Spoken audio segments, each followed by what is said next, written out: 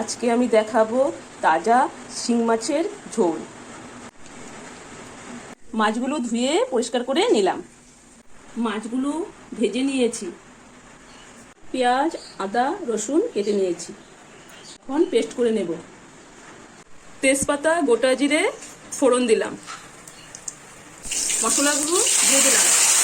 জিরার গুঁড়ো, হলুদের গুঁড়ো, লঙ্কার গুঁড়ো দিয়ে দিলাম। তারপর লবণ দিয়ে দিলাম।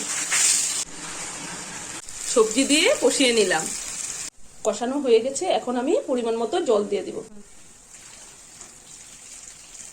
মাছগুলো এখন আমি ছেড়ে দেব।